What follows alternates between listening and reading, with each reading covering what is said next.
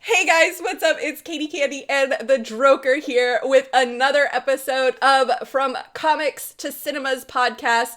For those of you who don't know, we are gamers on Twitch, and you can see the links to those channels at the end of this video and posted in the description of this video. Now, make sure to drop us a follow over on Twitch if you like what you, well, hear and see. Now, today we are going to be discussing Dane Whitman, the Black Knight, who he is in the comics, a little bit of his backstory, how that could translate into the MCU, and we're also going to touch base on the Ebony Blade because that sword is, whoo, it is something powerful. So, without further ado, let's get into it. The Black Knight, Dane Whitman, the Ebony Blade, created by Roy Thomas, John Verpoten, and artist George Tuska. Dane Whitman, the latest wielder of the Ebony Blade in a long line of heroes and villains known as the Black Knight. Ooh. Yes. So I'm really excited for this. I think we talked a little bit earlier. I'm really excited about the Ebony Blade and about this sword. But before we can kind of talk about the Ebony Blade, I think we should kind of talk a little bit about who Dane Whitman is. Now, Dane Whitman is the descendant of a long line of heroes who took up the mantle of the Black Knight. Dane's uncle, Nathan Garrett, was a Black Knight, or the Black Knight, but he was one for villainous reasons. So we should actually kind of talk about Garrett a little bit before we talk about Dane, because Garrett is the reason that Dane takes up the Black Knight mantle. Nathan Garrett was technically unworthy of wielding the blade, and we're going to talk about that because there's a lot of twists and turns when it comes to who is, and I'm using quotation marks here, worthy, because when you think of someone being worthy, you think of like Thor and Thor's hammer, right, of being worthy. Speaking of, don't you love my cup? She's outclassed me today, guys. She's got the fancy beer cup today. I don't. I do. I think I'm going to use this from now on. So, anyway, back to so Nathan was viewed as being quote unquote unworthy of wielding the Ebony Blade. So he was able to, however, use, he was a pretty smart guy. He developed a bunch of technology. He even created a winged horse named Aragon, which he flew around, which was pretty cool. He like genetically engineered it. Now, eventually, Nathan joined the Masters of Evil with Baron Zemo, who we all know from, the comics and, of course, Falcon and the Winter Soldier and Civil War. Now, unfortunately, maybe unfortunately, I'm going to say unfortunately, even though it's probably not unfortunately, he was mortally wounded while fighting Iron Man, and it was there when he was in his deathbed, told him to take up the mantle of the Black Knight and restore its name and use it for heroic reasons instead of villainous reasons. Yeah, which is really cool, because it's kind of like, I don't know, it kind of shows a little bit of remorse on his uncle's part, right? It does. Like he wasn't really trying to be like purely evil the entire time, and it's a common thing in Marvel and comic books in general, the mantle being passed on. So we see it a lot, and it's really cool, man. And it kind of gives you some insight into what's kind of expected of Whitman moving forward as his mantle of the Black Knight is worn, right? Yeah, it really does, and you'll see a lot of kind of how he battles with the Ebony Blade and feeling kind of unworthy of it and all this other kind of thing until he actually unlocks its full potential, which is absolutely wild. And I feel like we should jump into a little bit of the Ebony Blade just because I want to talk about it. I want to talk about it. I'm ready. So what is it? Does anybody know? I know, and I know Dro knows. And so the Ebony Blade was actually forged by Merlin and Sir Percy, who was the original Black Knight from Starstone Meteorite, and it was enchanted to cut through any object. It can prevent the death of its wielder, and it can deflect any magic. But yeah, and it was created with what, 3 or 4 other items? There was like a chalice, a staff, the sword, the shield. Only the sword and the staff were chosen. The staff got stolen and turned into a dagger, I believe. Yes. And that's the ebony dagger. Yes. Yeah. And it has a curse associated with it. And the way the curse worked was once Sir Percy shed blood with it, the curse was kind of activated, so to speak. So it will corrupt any user and cause a bloodlust and a lust for violence and death.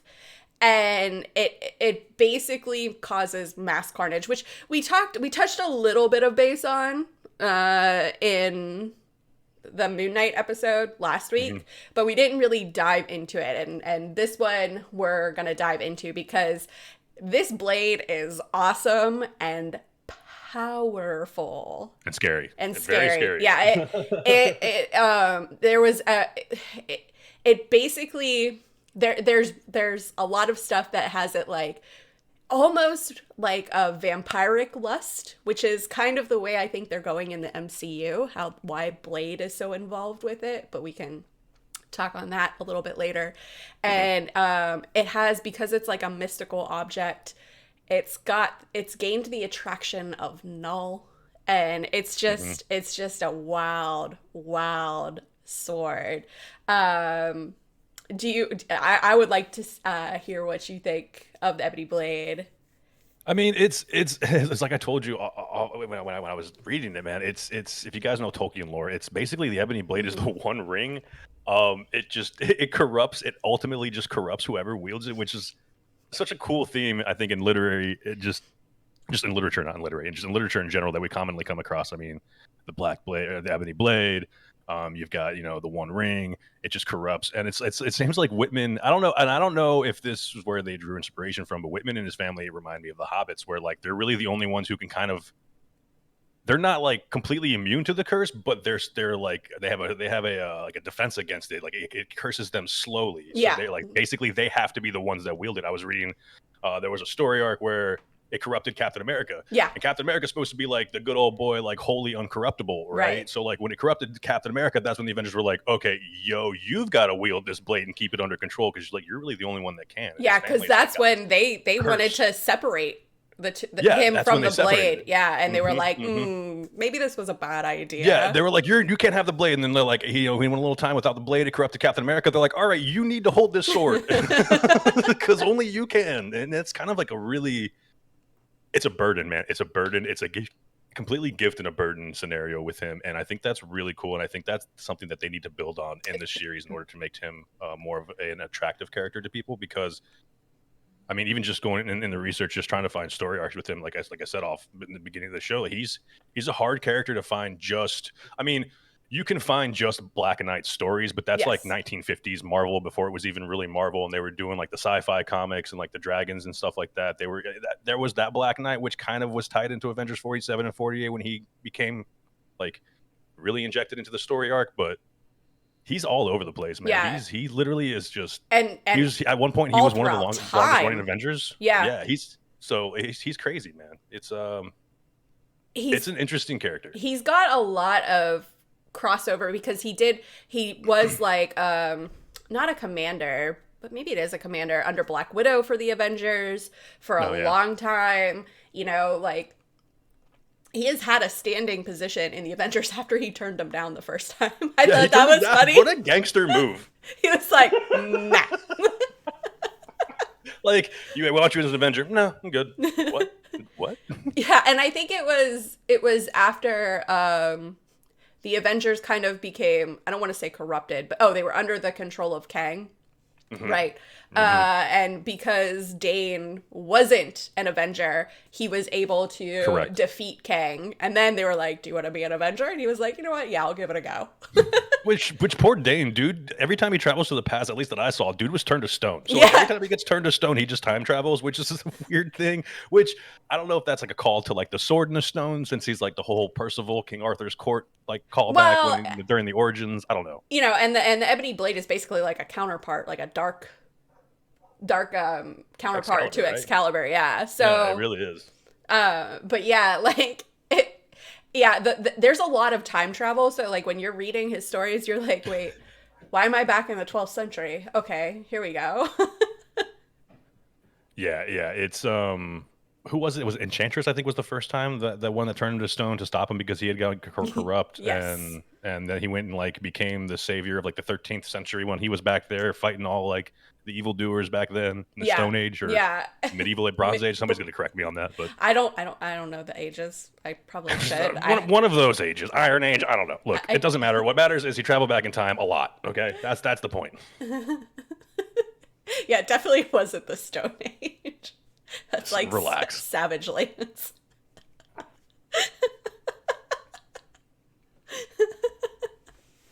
Oh boy, I made a boo boo. I'm sorry. I'm sorry. Did you spill coffee? No. You 100% did. This is why we can't have nice things. Oh man. So yeah, it was really. I mean, like it was what story arc was it? That was I think it was the Under the Siege. Was that the one where he? No, that's the one where they actually remove the curse, and that's what leads into the lightsaber sword. Was when Yeah. he leaves active duty with the Avengers. He learns the Ebony Blade has a blood curse and twisting his mind because like he's just driving him insane. Yeah. And with Doctor Strange's help, he's actually able to remove that by destroying the Brazier of Truth, which I couldn't find a whole lot about. Again, I didn't really. That was one of the things I probably should have researched more because I feel like that's extremely important and might actually be introduced into at some point in Doctor Strange and or the Black Knight series, or at least maybe even mentioned as a way to like, oh, maybe he's going to be driven insane later in the series, and they're going to be like, well, there's this thing we can probably try to destroy. You want to go do that first story arc? Is kind of what I was thinking. I mean, I don't know. First seasons are first seasons. It's going to be a crazy. So I don't know. Yeah, and I don't know if they're gonna make it into a movie or a series. I would love for them to make it into a series instead of a movie. So, Yeah. but I would too. yeah, and like Doctor Strange and the Black Knight have a lot of I don't want to say tie-ins, but they're together a lot, right? Yeah. So, because like Doctor Strange is the one, like you said, who turns him back to flesh from being in stone, and then there's the thing where they have to battle Dormammu. And, Oh yeah, that's right. For like because they're trying to like throw the entirety of the Earth into Dark Dimension. It's Loki and yes, Dormammu. That's what it yes, was. Yeah. yes. And the Defenders and the Avengers unite, and Yeah. they're competing for I think it's called the Evil Eye, The right? Evil Eye. Yeah, yeah. So yeah, and that's one that Doctor Strange thinks it's going to help with the Black Knight's salvation, but that's when Dormammu and Loki like almost destroy the universe. Yeah, yeah, they're like pawns. They're like pitted against each other, and then like they finally realize, hey, like why are we fighting? Like what? No, no, no, no. We're not supposed to be fighting each other. Which brings me into the next thing. What do you think we're gonna get Defenders? Do you think we're gonna get any form of the Defenders at all in TV or movies or anything? Because I kind of feel like the Netflix show was leading up into that. The Netflix show was leading up into that, and then I think we could. It all depends on how Disney incorporates in those Netflix television shows, right? Like we've seen Kingpin, we've seen Charlie Cox, so or Matt Murdock. I said the actor's name, but he is Daredevil. he is Daredevil, just like Vincent D'Onofrio's Kingpin. Like, Is Kingpin, absolutely. don't like you can't change my mind on that. So we did have that. And I would love to see them Disney kind of pick up with those shows and, fully incorporate them into the MCU now. So, because they weren't part of that before, and now they very well could be. And to clarify, I mean the real Defenders, the comic book Defenders, not the Defenders we got from Oh, Netflix. yeah. I mean like with Hulk and Strange and like the actual Well, and Yeah. in the OG Defenders. the preview that we got for Doctor Strange in the multiverse, there is Doctor Strange wearing his Defender.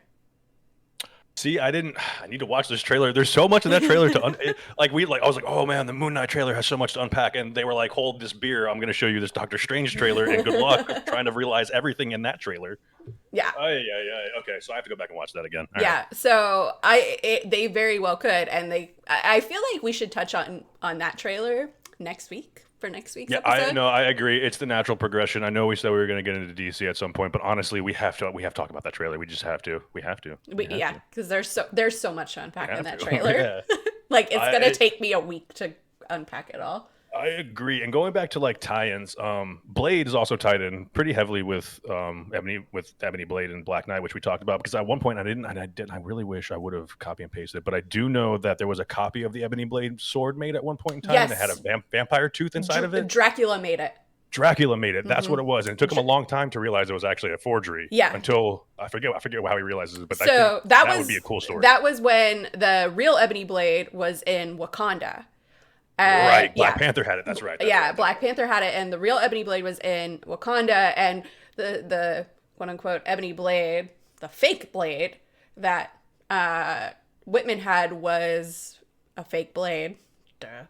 That was created. But still bloodthirsty because it had the vampire. It had the vampire curse, but it was different. Like when Dane held it, he was like, there's something not right. Like there's something off. Yeah, he could sense, and that shows you the connection that he has with the sword. So correct. Yeah. It's explained as almost being sentient. I'm just gonna go ahead and label it as sentient. People are going to get upset. I don't care. Listen, there is okay. I'm kind of going to skip ahead a little bit because I found this part to be hilarious, and this is why I totally think it's sentient. You know how Thor can call his hammer by just reaching out? All right. So every once in a while, before Dane truly fully unlocked his powers, he could do that with the Ebony Blade. But the Ebony Blade, sometimes when it would come at him point first, not handle first. So when it would listen. So you can't tell me that it's not sentient. The Ebony Blade is Chevy. It is Chevy. Yeah, it is 100% my dog. Yeah, I'm going to come, but you're not going to like the way I'm going to get there. I'm going to come over, but I'm going to give you some attitude. Yeah. That's the Ebony Blade, bro. Yeah, and it would only sometimes listen before he truly, like, tapped into it all. And I think it's great because the way they originally set it up for those who are worthy is Merlin had mentioned you had to be pure of heart. And correct. That's why he was like, Dane, you can hold this blade, like you'll be fine with it, da-da-da-da-da. But it wasn't until the King in Black series. Such a cool moment. I love this moment when Null actually tells him, you know, why it is the way that it is. And it's so crazy because you think like, okay, it's gonna be something different. And no, Null just comes in and just kind of just shakes up Dane's world so much. So Null actually says, that's the legacy of your kin, boy. You've had it wrong all this time. The Ebony Blade can be wielded to its mightiest potential by those impure of heart. So, like, when Null said that to Dane was like, yo, what? Yeah, the expression that I don't know who the artist was that picture, phenomenal, it's phenomenal so job. Good, and I'll put an image of it. Yeah, phenomenal job. It's so good. And so initially Dane is just like, yo, what? And then he accepts it, and he uses that to tap into the Ebony Blade's true potential. He accepts his flaws. He accepts that he's not perfect. Message. Exactly. Whereas you have, you know, with Thor, you have to believe that you're a god, believe that you're worthy. And then with the Ebony Blade, it's the exact opposite. It's, I'm not worthy. I'm a flawed individual. I'm not perfect. I'm not a god. Like all of this other stuff. And that's when, oh my God, does it like unleash the full power of the Black Knight. Like he becomes epic. He basically kills like Null's massive beast in one one swoop of the sword. So it's and he can control it now. Like he's tapped into it. So it's really cool. That's I mean the King in Black is such a good it's such a good story arc. Like I love that story. It's so good. If you haven't read The King in Black, you need to read it because it's amazing. Yeah. I haven't. I've been keeping up with it. What caught my attention was I mentioned in the last podcast, and we'll talk about it this time, was the fact that they've essentially made the Ebony Blade the yin to the yang to Mjolnir. You got to be worthy to hold Mjolnir. You got to be unworthy to wield the Ebony Blade. They're both made from like basically star metal that from the sky. They're indestructible. So it's really cool how they're kind of drawing this dichotomy between the hammer and the sword. And It's really neat. if you play any fantasy games or follow any fantasy stuff, you've always got your sword wielders and you got your hammer users, and they're always kind of like in like a contest with each other, almost like Gimli and Legolas from like Lord of the Rings. They kind of have it's like an unspoken thing, like a hammer versus sword. So I think they're playing off this fantasy stuff really well. And for a nerd like me who likes the fantasy stuff, yes please, yes, more hammer versus sword stuff just to tickle that fancy. And then again, we go to Black Knight, man, going all the way back to like Percival and Merlin and all that kind of stuff. It's cool. Well, and I love that era too because that has so much. Morgan Le Fay is King Arthur's stepsister, half sister, and right. she absolutely hates her brother. So Yep. I would listen. I love my girl Morgan. So I would love to see a lot of that come into play. Now, do we think that Black Knight and Thor will fight in the MCU? I don't think so. Thor has helped out the Black Knight multiple times. Yeah, they had buddy cop adventures together, fighting on Asgard. Yeah, so I don't think they will. In fact, like Thor, brought the Black Knight to, I think it was Asgard where they fought the Egyptian crocodile god. Like it's like there's so many like tie-ins. Coming full circle. Yeah, Full circle. I feel like everything comes full circle, which is like a full moon. It's weird. I don't think they'll fight. I think, and it's pretty much been stated that they're moving on from Thor in the MCU, and we're getting Lady Thor. We're getting Jane Foster for the next phase, which is, I think it's pretty much common knowledge now, right? The Love and Thunder, or whatever it's called. Yeah, and I mean, I would assume she would be wielding the hammer. So I think because we got Stormbreaker, so she can get the hammer. We got Stormbreaker, and then there's of course the talks of Beta Ray Bill coming in and taking Stormbreaker, but that's only rumor for right now. We'll get there eventually. Give me Horseface Thor. Really Horseface Thor, stop it. Oh God! Beta Ray Bill walks into the bar. Why the long face? Sorry, I had to. That was cheesy. I'm sorry. Said guy gets thrown out of bar.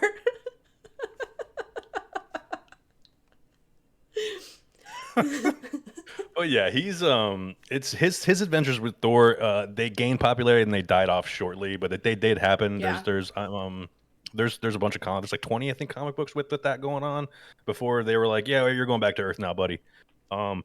So I don't know. We may get some maybe some interaction, like off-screen interaction. I would probably assume. I doubt we're going to see them just straight up go. I mean, look, I would be all for seeing the Ebony Blade Mjolnir go toe to toe against each other. Really would.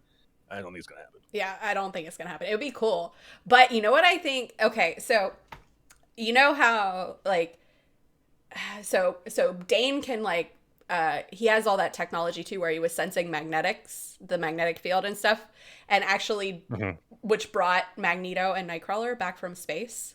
And I'm like, how cool would that be to introduce Magneto into the MCU through that way? You think that's how they... I didn't think about that. Well, I mean, if we're getting Professor X, spoiler alert. Yeah, from the trailer, which... Yeah. Through the Illuminati for the Multiverse of Madness, I think it would be really cool to have, like, Magneto come in that way, too. I didn't think about that. Yeah, because Whitman was actually he doesn't have his PhD, but he was working on his PhD as a physicist. So he's actually very smart. He's pretty smart, yeah. And like he was able to genetically engineer another winged horse. I forget the name. It begins with a V, like Volnir or something. Yeah, because the original one went to Valkyrie, right? Pegasus, yes. Like the OG one, Valkyrie ended up with the first time he went. Yeah, to Aragon went. Yeah, Aragon went to whatever. Pegasus. Did I say Pegasus? You did. Oh no. Oh no! I'm sorry. Yeah, that one went to Valkyrie. So. Same mythology, different. I mean, different look. They end up fighting Ares at one point in time because Ares takes the Ebony Blade because it goes back into time. Of course, Ares takes the Ebony Blade. Why wouldn't Ares? Of course. And then Enchantress is there, and then they try to bring Enchantress to Zeus, but she escapes. Like, it's a whole big thing. Zeus in every iteration just can't keep it in his pants. All right, listen, he really he can't. can't. He can't. He can't. In any story arc, that's like that's his thing.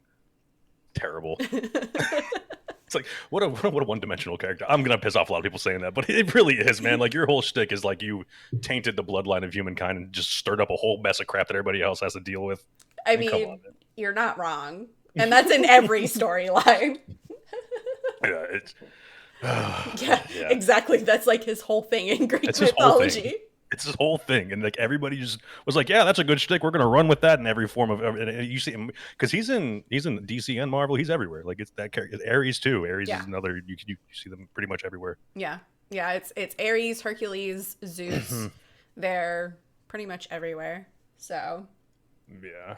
Which Percival, another character of mythology, actually Sir Percival, which he's like, the one knight, he was like Arthur's like first knight, right? Like his like buddy, his confidant. And then he was also the main character in that movie that was it Ready Player One? I think that was the Avatar's name. Oh yeah. And was Percival, which I thought was kind of cool. I was like, oh, the knight in shining armor, Percival, and this is the whole Black Knight thing. And that's and that was the whole I was like, oh, there we go. Percival, the OG was the knight in shining armor, and then we get the Black Knight, like the dark armored, like corrupted version, which I thought was a really nice play on that entire it's story. And it's really cool too because like through each iteration the Black Knight always gets corrupted. Even Dane gets corrupted at different points. Like he basically brutally, does he murder them or does he just really assault? I think he murders them. Two jewel thieves, and they're like, whoa buddy, calm down. Yeah, that's how he got. I think that's how he got kicked out of the Avengers. The first or the second time was he actually ended up murdering somebody in front of them, and they were like, "Dude, what do you do? Yeah. what was that?" And he was like, "What did I just do?" And that's when they kind of explored the Berserker bloodlust thing in Marvel is actually a really cool concept. You've seen a lot of characters, different characters. You see it with the Hulk. You see it with Wolverine. I mean, Wolverine for a long time in the '90s, that was like his whole thing was just Berserker rage and everything. You see it with Morbius Morbius I think is like one of the classic examples of that. So well, maybe Dane now more so. Yeah, and like I want to go back to the vampire tooth and the sword. I think that's a plausible. If it's a show, that's a plausible arc that they could run for one season, tying in Moon Knight, tying in Blade. I mean, that would be Morbius. That would be a huge thing to tie in with Blade because really like. It would mean that that Dracula's there. That would make me super happy. Which would make Katy Candy very, very happy. We all know this. I mean, just look at her smile, just mentioning Dracula. But yeah, I was thinking about that. I kind of feel like we need. The more I read about it, the more I talk to you about it, the more I'm convinced we need Marvel Vampire Universe stuff. I mean, we do, and there are so many things that can happen from that. I mean, you've got the Midnight Suns who are big into that area. You've got Jubilee, who's a vampire. Yeah. Oh yeah. Doesn't she become like Omega level or near Omega level as a vampire? She pops off as a vampire. She is insanely powerful as a vampire. I mean, Dracula a bit Sif.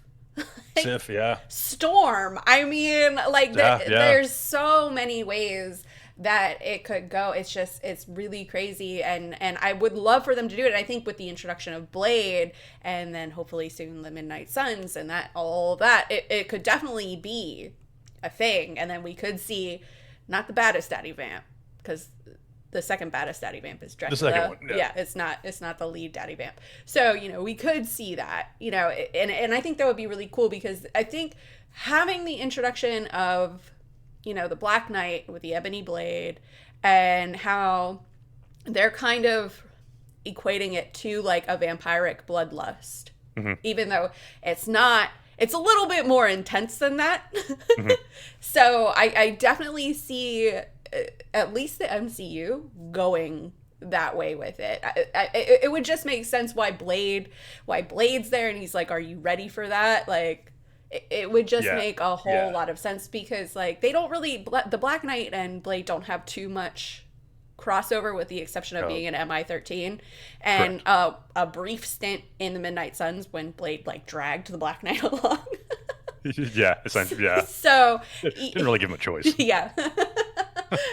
So, you know, like I could see them going that route. I mean, they could do so much with the Black Knight and the Ebony Blade, and then tying it in, giving it kind of that vampiric lust, and naming it kind of that instead of, you know, the actual murder spree that it will cause. Yeah, which we the bloodlust thing we've talked about in the comics, but we kind of saw it in the original Blade movies with Wesley Snipes. They touch on that, and Yeah. I hope they keep that continuity. I hope they. I really here's my ultimate dream.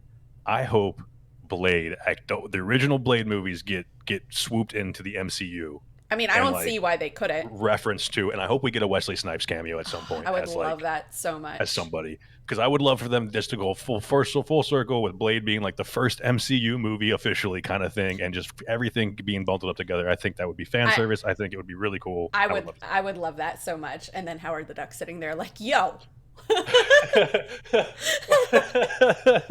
Yeah, that movie scarred me as a kid. I'm not even gonna lie. That my cousins made me watch it growing up, and I didn't even know it was a Marvel movie until like a couple of years ago, and I was like, wait, what? And then we saw him in what was it, Endgame. I was like, oh, there he is. There he is. And what if he married Darcy? He was in What If? Yeah. Which, good on him. Good on him. Darcy is my favorite for obvious reasons, but you know, it's just good on him. For those of you who don't know, Dro has the biggest crush on Kat Dennings. Oh, I love Kat Dennings. I think she's perfect. So, sorry, Kat, if you're listening. Look, I am not going to compete with Andrew WK. I refuse. That is a power couple if I've ever seen. Andrew WK, that is like the nerd and the party rocker. Like, that's like that perfect fusion of like just complete opposite sides of the spectrum meeting. That's such. I'm geeking out over that. I'm sorry, guys. I love him. Can I go to the wedding? No, I'm just kidding. But he's totally not. Speaking of love interests, Cersei. Oh, so like that segue. Oh, boom. I do. That was good. Cersei and Dane had a little something going on. You wanna touch on that? They did, and it's kind of funny because Dane actually kind of, while he had a thing for Cersei, he was like mad crushing on Crystal. Yes. Who was divorced from Quicksilver. Yes, which he saves Quicksilver. Yes. He ends up saving him. He ends up saving him because he was pretty much dead. And he kind of brings him back to life. So, so Dane has this. He's got feelings for Quicksilver for Crystal. Maybe it's 2022. It's 2022. You never know. So he's got these feelings for Crystal, but Cersei is like madly in love with Dane, and so she's really unstable, and she's unstable because of Proctor, who is actually the Black Knight in a different universe. Yep. Because he's Kang, but Black Knight. Because, you know, multiverse. Marvel. Yeah, because Marvel reasons. Yeah, because reasons. So he's kind of making her go a little bit crazy, and he wants to kill her. And so Icarus gives the blessing to, I almost said Moon Knight, to the Black Knight, for the Black Knight, for Dane and Cersei to undergo the Gan Josin, and I probably butchered that, and I'm sorry, which is basically like marriage, but it's a mental link. It's a bond that they share. And so Icarus, who is the Prime Eternal, gave them the okay to do that because he thought it would help Cersei's mental state, because if she stayed on Earth in her unstable mental state, it would not be good for Earth. So they go off to, I forget the name, and kind of like chill out there, and Cersei becomes stable, and then Dane leaves, or they both leave and return to Earth. So isn't it Attilan or whatever they're from? The Inhumans, yes. Isn't that where they go? Yes, that's what it is. So you know, they return back to Earth after she becomes mentally stable, and then they break up. So yeah. Which it was. I was watching. I think Comics Explained kind of described it the best. He's like, this was basically Marvel trying to force feed a love triangle down our throats because everybody loved the Scott Summers, Wolverine, Jean Grey. Oh yeah. Love triangle so much, but he didn't mean it like in a bad way. He's just like, yeah, that's that. He's like, there was a lot of love triangles, which is, he's like, that's where it kind of came from. But we've actually seen this kind of using another person's mind to stabilize somebody before, and in sci-fi and in Star Trek, the Vulcan mind meld is something very similar to this. It's you're basically you're using somebody else's mental capacity to kind of help you with whatever you're going through, because Vulcans, they have like this issue where they can't show emotion, and it eventually leads to a lot of other issues later on down the road in their life, but that's a whole other topic. But it's the same thing. You're melding minds because that person's basically going crazy and they need more. It's like a computer, bro. You got to add more RAM. You need more mind to go crazy with, because it lessens the craziness in the one person, right? So Right. really cool story, really cool concept. It's just, it ties in with what we saw. Again, I didn't watch the Eternals, but do you think that we'll get to see more of the Eternals, specifically Cersei, in the future? Maybe with that tie-in, maybe as like a callback, or maybe as a, I don't know, a cameo or something.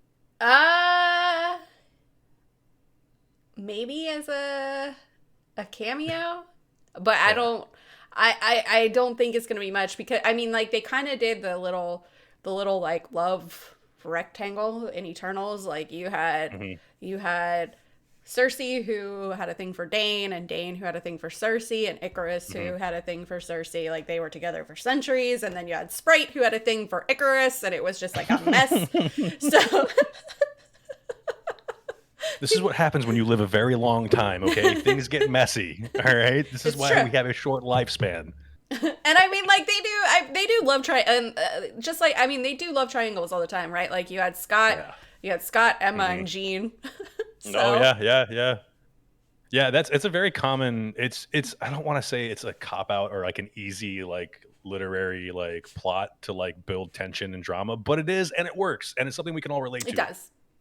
So, it's you start to see a lot of these themes repeat over and over again, but there's a reason. It's because they work, man, and people, we latch onto these stories. And it wasn't until recently, I think, that Black Knight became popular again, especially in the comic books, because like we were discussing before the show started, he's kind of a character without an identity, without his own story arc, without Yeah. his own. He kind of just floats around between time, and he's like a knight out of place, out of time. He doesn't. He He just kind of does things he wherever he's at, in the moment. So he basically, it's almost like he goes wherever, like the Lady of the Lake tells him to go. yeah, Like, yeah, yeah, yeah, there's a lot of that. Like, you got to go back to save Camelot.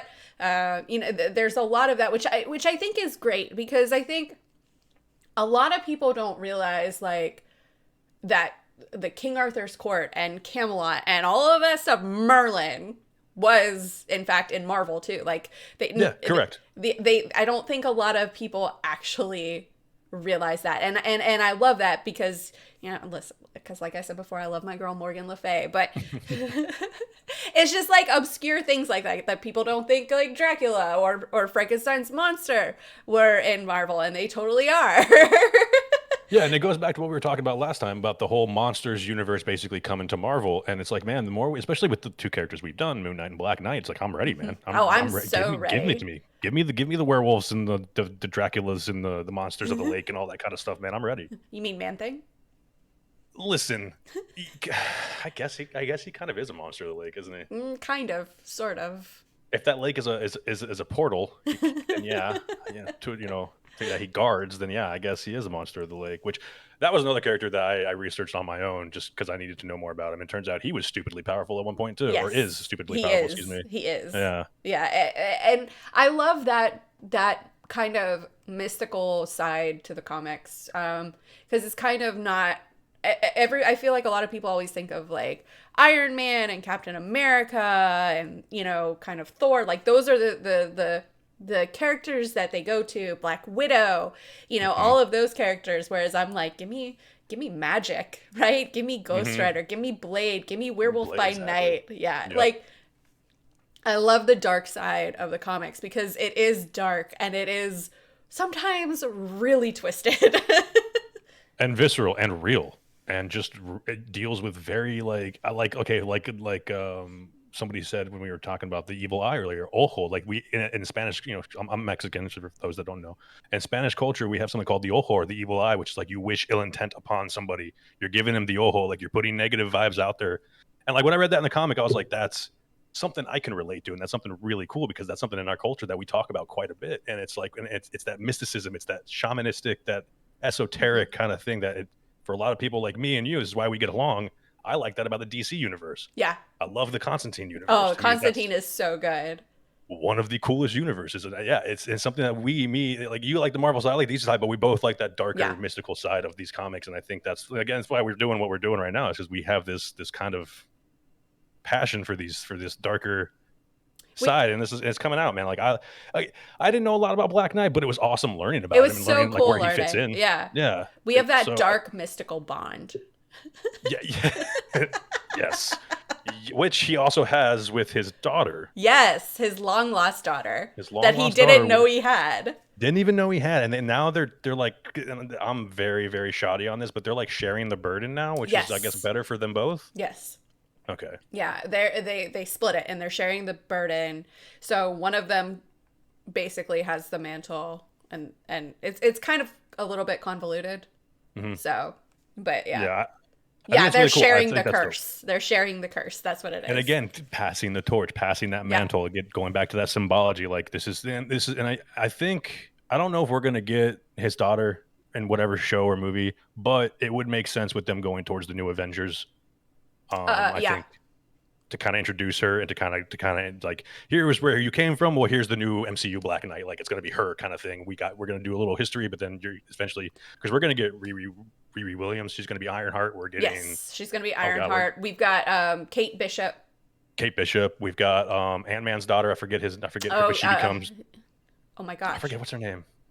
She becomes basically Giant Woman or whatever. Another passing the mantle again. She's a very important character. So Cassie, thank you. Yes, Cassie. Yes.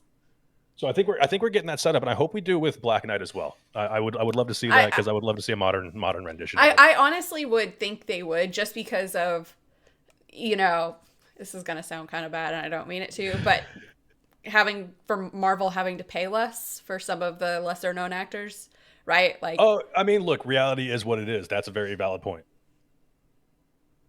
Like, because, Kit Harington probably isn't cheap. No, and I doubt if Moon Knight takes off, Oscar will be cheap after this. I don't think Oscar's ever cheap. I don't think he's ever been cheap, but I feel like especially after the Super Bowl promo, I feel like maybe he was after Apocalypse. I completely forgot. I honestly completely forgot about that. You're so right. He was. Oh no. I think that's the curse, right? You got to do the bad. You got to do the bad film or the bad movie. I mean, look at Ryan Reynolds. Had to do Green Lantern to get Deadpool going. It was literally in his contract. Well, and he was Deadpool before that. Yeah, so like it literally, like you gotta just push through it. You gotta just push through it, man. It's. I mean, Chris Evans and oh my gosh, Michael B. Jordan were both the Human Torch. Yeah. Oh God, that was God. Chris Evans. I will always be reminded of. Was it not another teen movie? Yes. Dude, that's the Chris Evans I remember. Okay. I watched that not long ago and was like, oh my God. It's Skinny Cap. Look at Skinny Cap. Look at Skinny Pompous Jerk Cap. Yeah, dude. Like the antithesis of what Cap stands for. Like, okay, another example. Look at Josh Brolin, and I just found this out recently because I watched it. It was a terrible movie, the Jonah Hex movie. He did Jonah Hex. Yes. And now look at him. He's freaking Thanos. Which a lot of people forget. That's a comic book movie. That's DC. That's DC's. Oh, excuse me. That's DC's time traveling Western cowboy with a mangled face. He ties into He's almost like DC's Ghost Rider. Yeah, he's very similar, but not quite different, as with the case with most characters between DC and Marvel, but very similar. Yeah. But yeah, again, you have to do the bad movie to get the movie that you want to get made. So I don't know. And on that note, I hope we do get some more Green Lantern stuff that's not completely CGI and terrible. I thought that's a whole nother podcast. Yeah, I thought HBO Max was doing a Green Lantern series. They're supposedly supposed to be doing a Green Lantern core series. That's more on the universe. Yeah, but I haven't really heard too much about it. But I hope they do it. I really do, because I am a huge Green Lantern fan. So. What color lantern are you? I would 100% be orange. Same. I would 100% be. I would 1,000% be Larfleeze, just sitting in my cave with my little Precious, just like hugging it, being the most powerful being in the universe, but not doing anything with it because I'm just greedy and I just want more power. Which, Yeah, if you guys don't know anything about the Orange Lantern Corps, Larfleeze, that's such a cool story. But that's another. that's another day. That's another Yeah, day, another that's another day. podcast. Yeah, but anyway, so back to the So now I was reading, and I don't know a whole lot about this, but I know that the strength wise, like physically breakable strength wise, I think the sword's on par with Mjolnir, right? Like they're both Yes. equally as strong now, if I'm not mistaken. I want to say the sword is actually, now that he's untapped it, Right. I think it's actually stronger. Ooh. See, I I could be like that. wrong on that. I could be wrong on that, but I want to say it's because he's like tapped into the full capacity of it. It's actually more He powerful. awakened the Yeah. sword. He awakened the sword. Now it doesn't fly blade first at him. Which, come on, how cool of a story arc is that you have to basically accept all your flaws and your relative, like not only your flaws, like your relatives' flaws, like your blood, your kin's flaws, and you untap this like unladen power in this sword, which you already know to be super powerful. Yeah. Like how that's to me that's just like, It's oh, that was it's such a it's it's so cool. Like, oh yeah, my uncle tried to kill Iron Man, but Iron Man killed him. yeah. Well, right? Yeah, and I hope we get Merlin. I hope we get some Merlin references. I love wizards. You guys know me. I play fantasy games. I was a World of Warcraft gamer. I've been playing Lost Ark, which I'm gonna go back into after the podcast. But I hope we get more of the fantasy side of Marvel too, like the Dungeons and Dragons side kind I of thing with the Black Knight. I That'd be really kind of cool. think we will with the Yeah. way.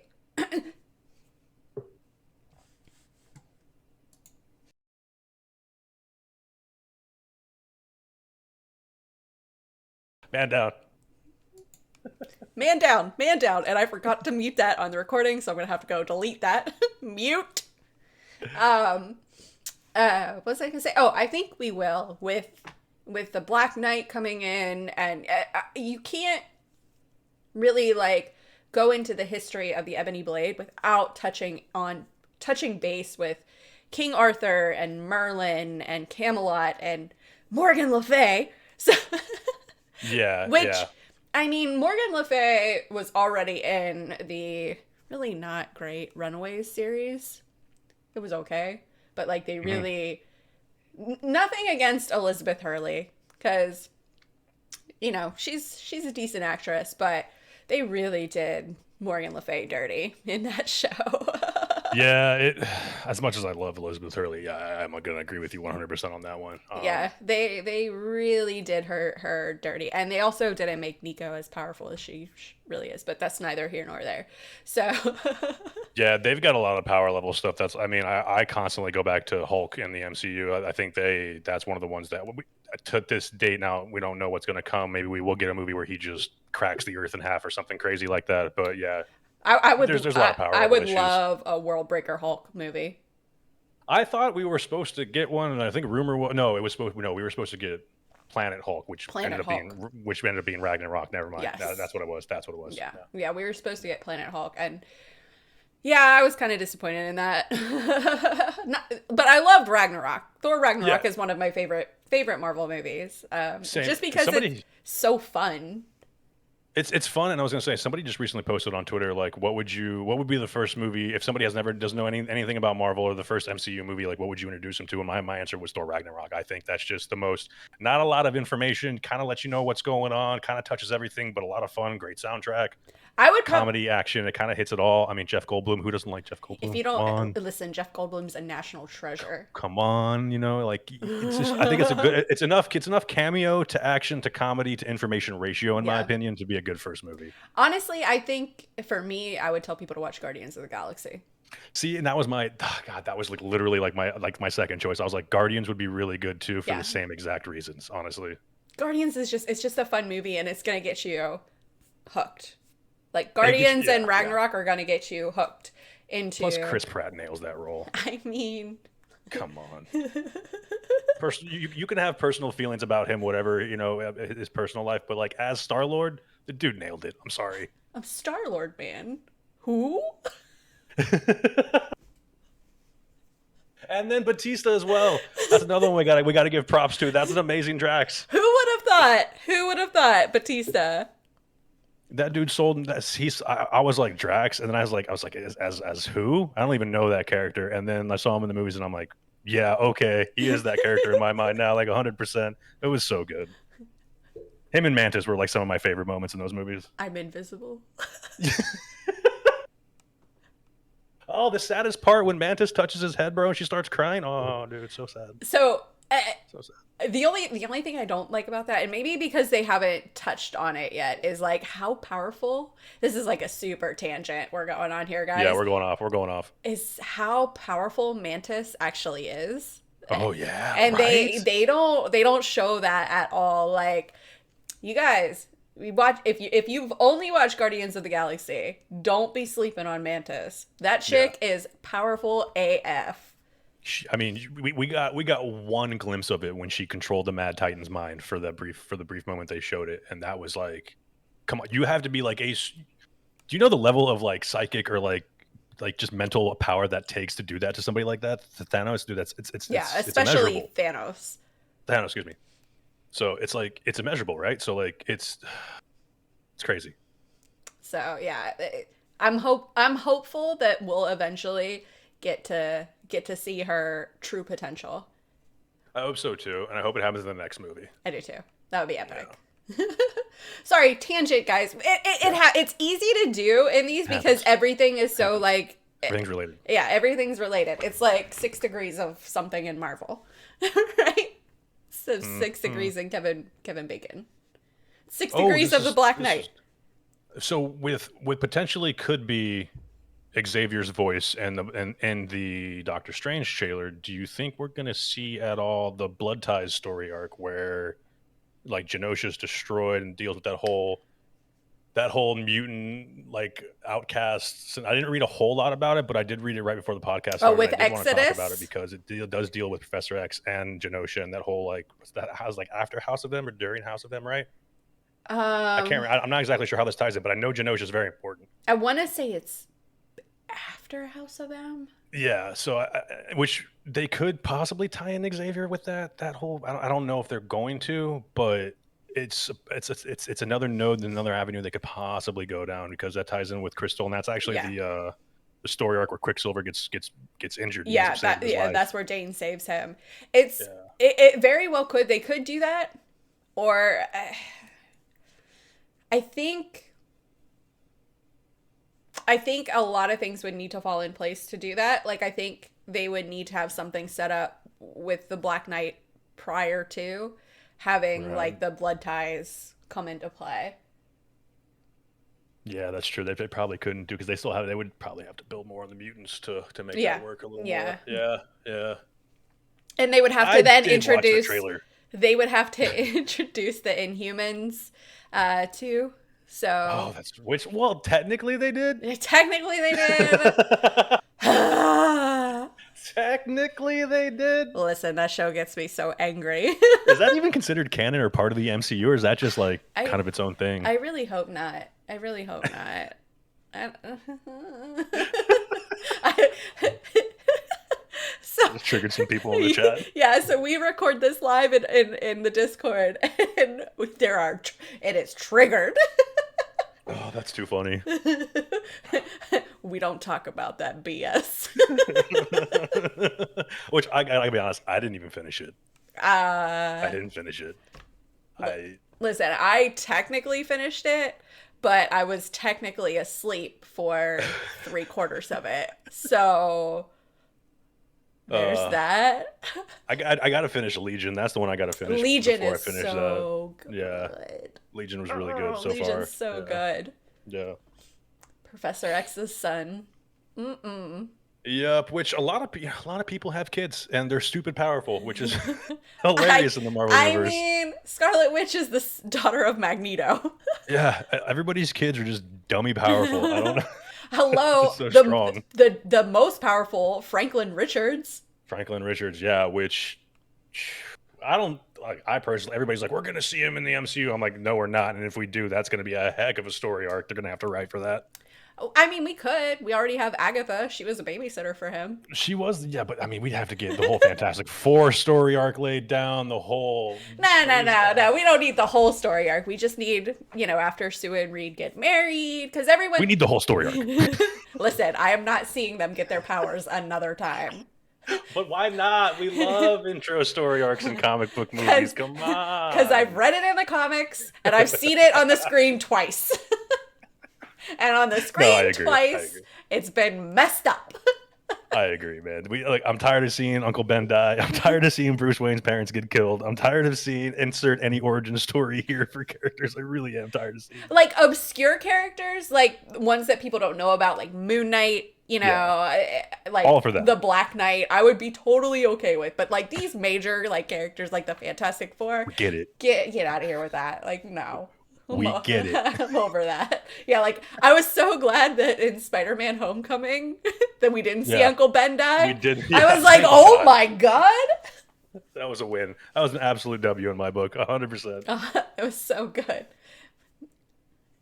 So yeah, I'm excited to see where we go with Black Knight. I hope they do. Like I said, I'm all for the monsters and magic and Dungeons and Dragons. I would actually love to see the Black Knight take on a dragon, or even like Sir Percy as the Black Knight take on a dragon way back in the day, as like a segue into modern day Black Knightness. They do take on kind of a dragon, not really a dragon, but it's the same species as Fing Fang Foom.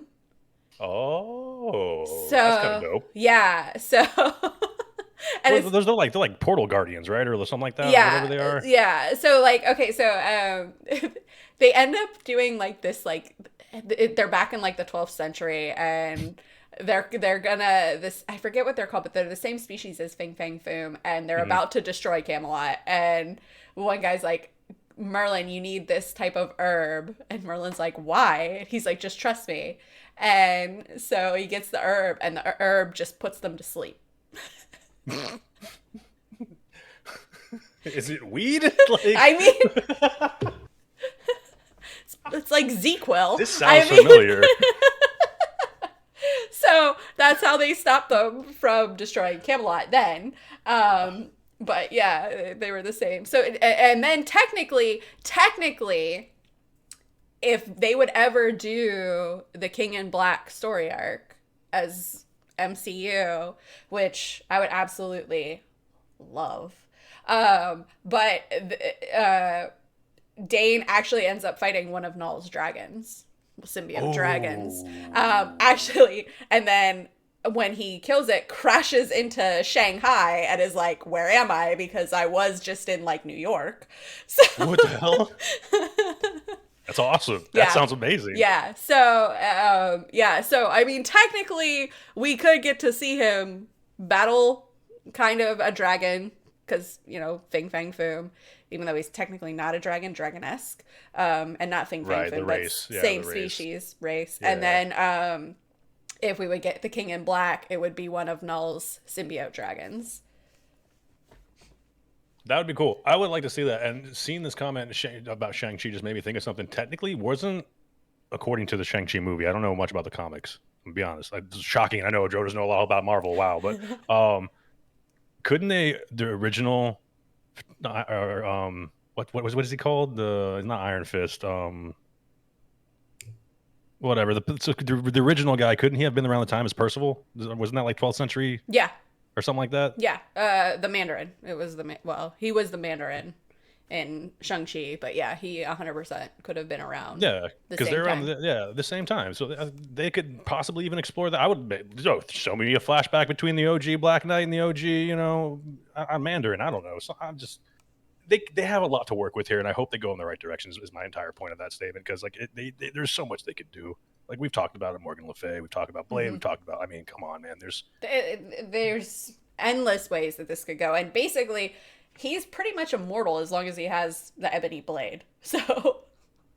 Yeah, and it's because he was written as a character in all these other stories. They've kind of opened themselves up to kind of go any direction they want to with Black Knight and the Ebony Blade. Oh, for sure. They have a lot to pull from. They have a ton to pull from, and they could they have a I feel like they are going, like I said before, with the vampiric lust type connection. Yeah, I agree. Kind of, they're making it similar to that, not exactly like that, but it seems they're making it similar to that, and I think that's how Blade kind of figures out about the Ebony Blade. So. Yup. I agree. Oh, and the guy that Crocodile's god's name was Sobek. Sobek. Thank you. Sobek, yeah, that was the imagery on the staff that we saw from the Moon Knight stuff. So yeah, he's probably going to be involved in some way into that story arc. So good.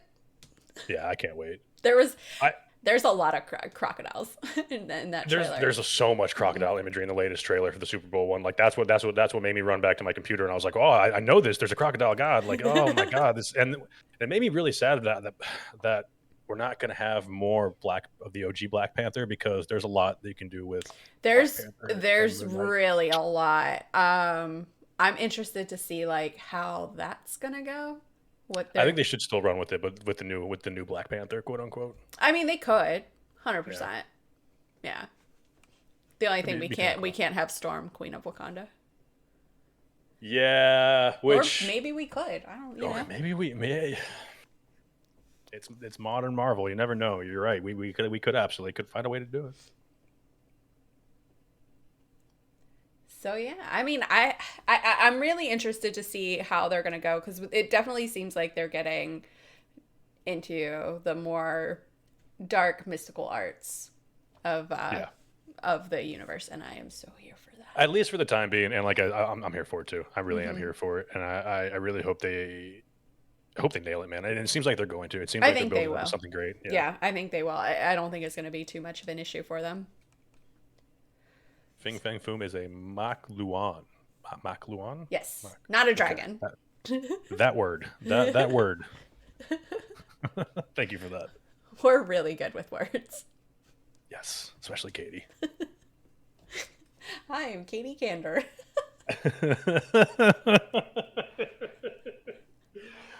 Oh man, yeah, I'm excited. I can't wait. I keep saying that stuff, and I do mean it. It's not like just disingenuine. Like I really am really curious to see where all this goes. I kind of hope this ties in with Excalibur and Captain Britain and that whole thing.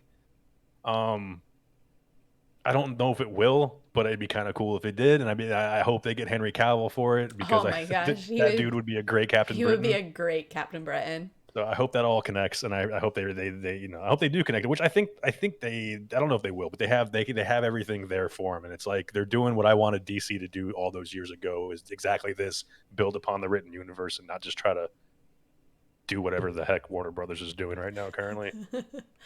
Restore the Snyderverse. They had an opportunity, man. They had it. They had an opportunity, and they're like, "No, Pattinson's our guy." Oh, just kidding. He's not in the DCU anymore. His movie's standalone. What are you doing, guys? What are you doing?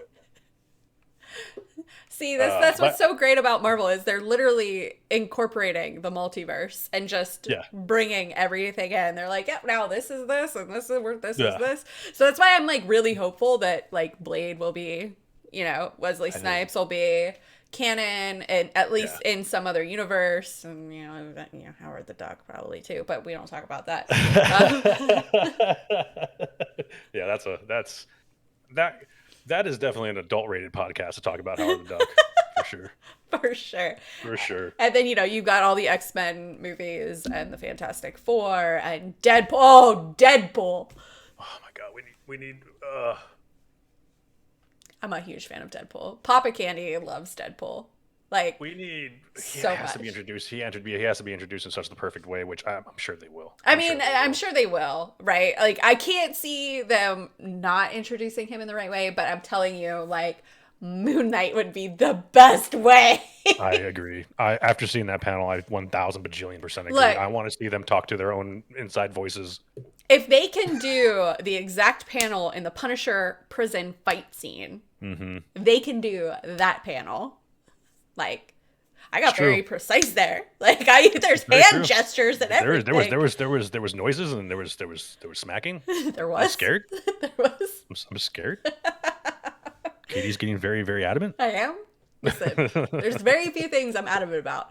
Deadpool, Dracula, and Blade. Mm-hmm. Those are the three. And I keep hitting my microphone.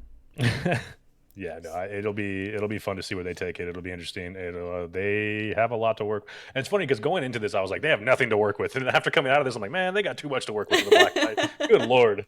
It's a lot. It's a lot. But we are, I think we Well, are, time. yeah.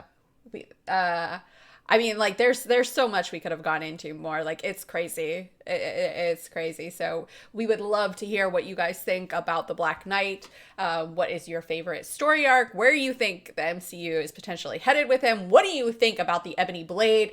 Do you think it is more powerful than Mew Mew? Please let us know. We would love to hear about it. Dro, any last words? No, I think the quote that you said earlier was pretty much what I was gonna say. I think we're good. Yeah, we're good. I want to hear it in that like smooth jazz voice. Listen, before we go, like I do have to say, anytime like I read something that Null is saying, this is gonna sound so bad. I hear him as what's his face, Sam, the Marlboro Man. He was Is it Sam not Sam Wilson? Is it Sam Wilson? No, I know who you're talking about. Sam Elliott.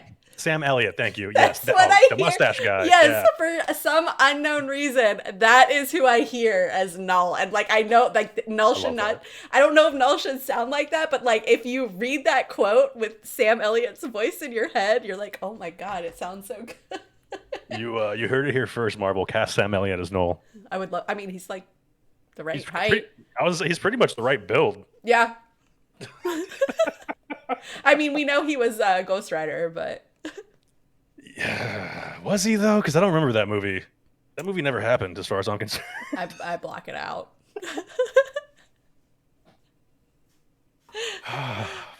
Poor Ghost Rider. God, that was one of the movies as a kid I was really excited for. Oh yeah, that was like one of the first disappointments I ever had. I was like, that movie sucked.